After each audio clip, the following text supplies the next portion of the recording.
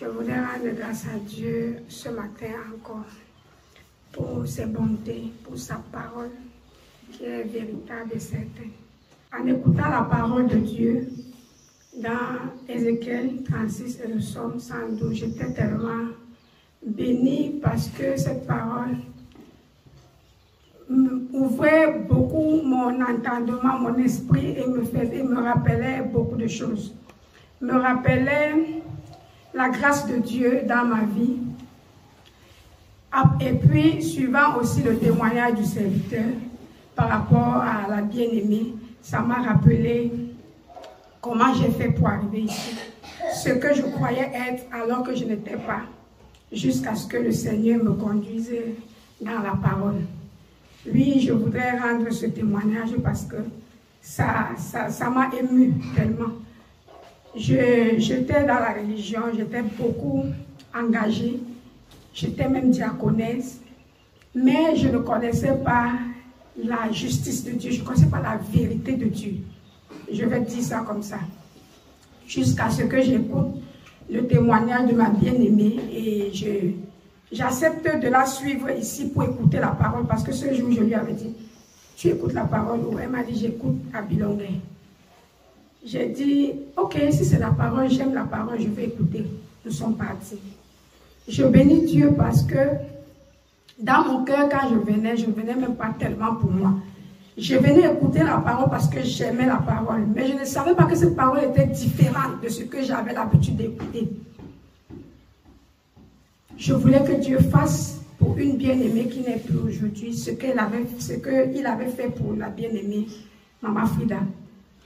Mais le Seigneur aussi avait un plan pour moi dans ce désir que j'avais pour la bien-aimée qui n'est plus. Quand je suis donc arrivée ici par la grâce de Dieu et que la parole sortait, c'était comme un feu dans tout mon être. C'était comme une bombe. Ce que j'entendais, je n'avais jamais entendu et ça me troublait. Je n'étais plus moi. Ça avait tout bouleversé dans mon être entier. Ça amenait à moi la colère contre, comme le serviteur a dit tout à l'heure, contre lui et contre cette parole même. J'avais l'impression que c'est lui qui interprète mal. J'avais l'impression que c'est lui qui veut rendre les choses difficiles et compliquées. Jusqu'à ce que la grâce de Dieu me soit encore accordée pour comprendre que c'est à moi de m'abaisser pour recevoir la vérité. Et quand j'ai commencé à m'efforcer, à m'abaisser, j'ai commencé à voir plutôt les qualités de son serviteur.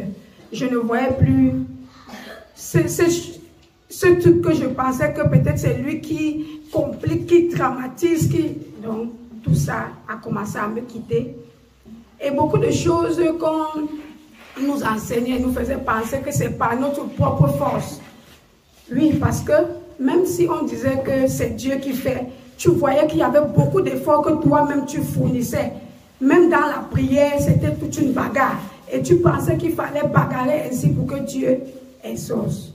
Mais en écoutant la parole et en acceptant de m'humilier devant la parole, de m'abaisser pour m'efforcer à obéir à ce que Dieu dit, je voyais Dieu agir de manière extraordinaire, simple, mais vraie.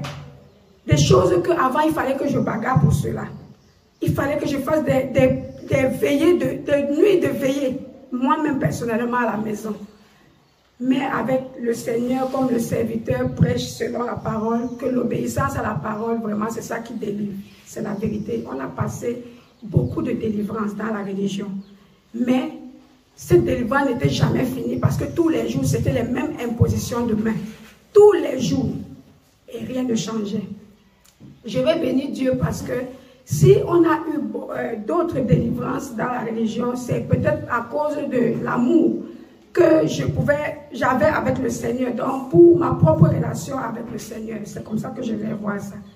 Je bénis Dieu parce que, une fois de plus, Dieu m'a fait comprendre que ce n'est pas par ma force, mais c'est par sa grâce, par son esprit et par l'obéissance de la parole.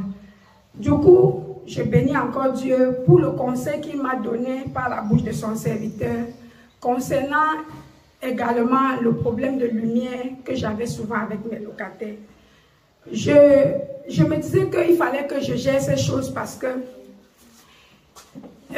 ce sont des gens qui faisaient des choses toujours bizarrement. J'ai un locataire, pour payer la lumière, il donnait toujours très tard. Et ça, les pénalités s'augmentaient. Mais moi, je ne savais pas que c'est le retard des jours-là qui augmentait les pénalités.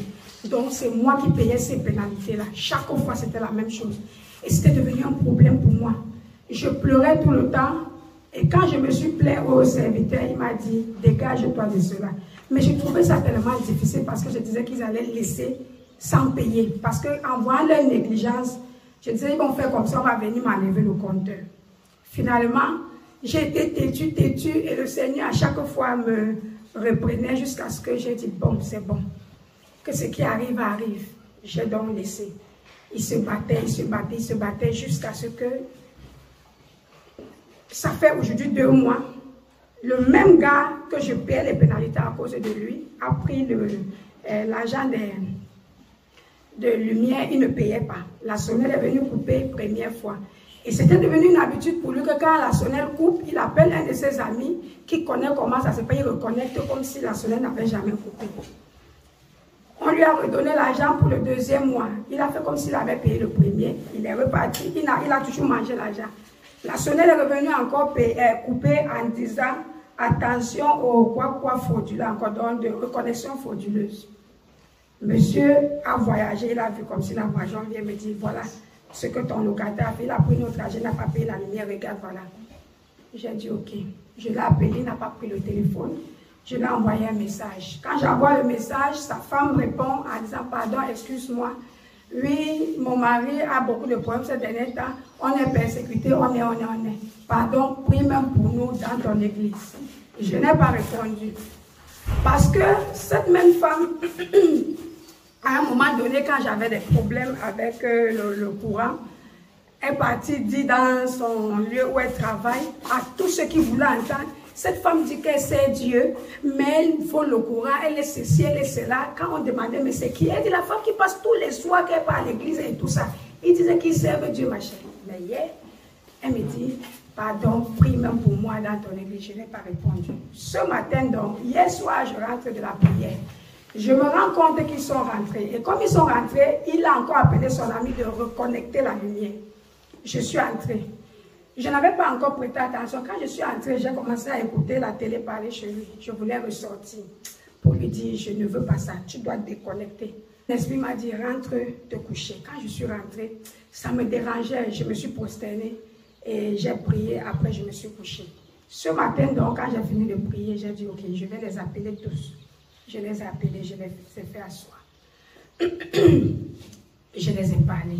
Vraiment, je bénis grandement Dieu parce que le Seigneur m'a donné une sagesse pour parler.